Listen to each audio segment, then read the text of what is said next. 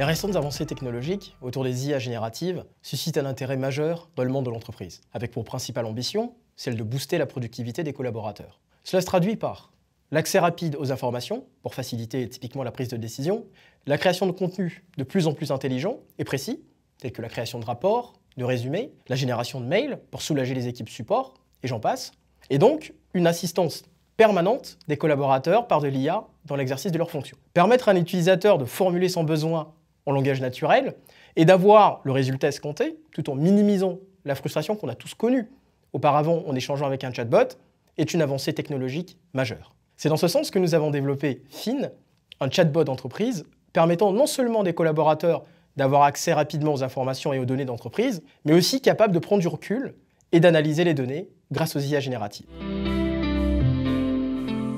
Pour cette démo, nous nous sommes mis dans la peau d'un analyste financier, d'un gestionnaire de portefeuille, qui a besoin d'accéder à des données de valorisation, de gestion de fonds, qui se trouvent dans un dataware. Nous sommes donc dans Microsoft Teams, un canal comme un autre, dans lequel nous avons déployé Fins.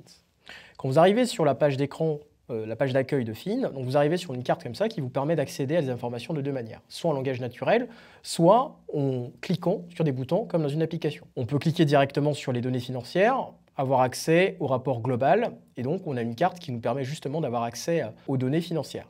Et donc on peut s'amuser typiquement à regarder le détail de chaque secteur. Là typiquement je suis dans le secteur software qui pèse à peu près 9%, et on a la distribution de fonds. Et pareil pour les pays, on a la répartition des top countries, tels qu'en France, on peut s'amuser à regarder la carte, et là on a accès aussi aux données d'allocation en France. En langage naturel, c'est hyper simple. Il me suffit juste d'exécuter la requête qui m'intéresse. Je vais lui dire « Show me the best 7 funds ». Je peux préciser finalement dans quelle devise je veux le voir, dans quel pays et même à quelle date. Donc typiquement, je vais lui dire « Je veux voir les résultats en euros, en France et sur Q1 2022 ». Et donc là, typiquement, il devrait comprendre, voilà, il m'a renvoyé la liste des 7 meilleurs fonds en euros. Il s'est positionné sur Q1 2022 et notamment en France. Et là, j'ai ma distribution de fonds. Les graphiques sont générés automatiquement grâce notamment à la compréhension de la requête et des données qui ont été générées. À ce stade, on n'a pas de fonctionnalité très poussée autour des IA génératives.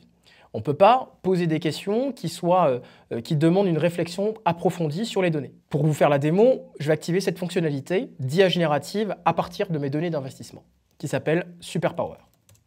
Et donc, le bot, il est passé en mode IA générative, et je peux lui poser plein de questions pour lesquelles, finalement, j'aimerais avoir des réponses. Par exemple, j'aimerais savoir quelles sont les compagnies qui sont gérées par l'entreprise. What companies are under management, par exemple. Et donc, le bot, il va comprendre, il va aller scraper les datas depuis le dataware et me renvoyer, finalement, toutes les compagnies qui sont sous gestion. Je lui demande quelles sont les infos à propos d'une certaine compagnie. Typiquement, je vais prendre PetSmart. Et donc, il va scraper toutes les données, les métriques, en termes de revenus, on peut le voir, en termes de dette, en termes d'EBITDA, etc., etc. Et je peux pousser le bouchon un peu plus loin en lui demandant quelle serait la dette d'une compagnie, donc je prends Kyobo, si il y avait une augmentation de 10%. Et donc, à ce stade, bah là, typiquement, il a fait le calcul, il a compris ma requête et il a bien généré les résultats. Donc voici comment on peut encore plus booster les capacités intelligentes avec des IA génératives. Ce que nous venons de voir est un exemple de cas d'usage courant dans le monde de la banque, finance et assurance, à qui l'information n'est finalement plus qu'à une seule interaction. Le principe reste le même pour toute autre persona. Une base de connaissances représentant principalement l'univers de données dans lequel le bot devra répondre, une capacité générative pour prendre du recul et automatiser la création de contenus de plus en plus intelligents, et enfin, des règles d'entreprise en termes de confidentialité et de sécurité des données. Vous souhaitant savoir plus sur Fin et sur ses applications possibles dans votre entreprise, contactez-nous et parlons de votre projet.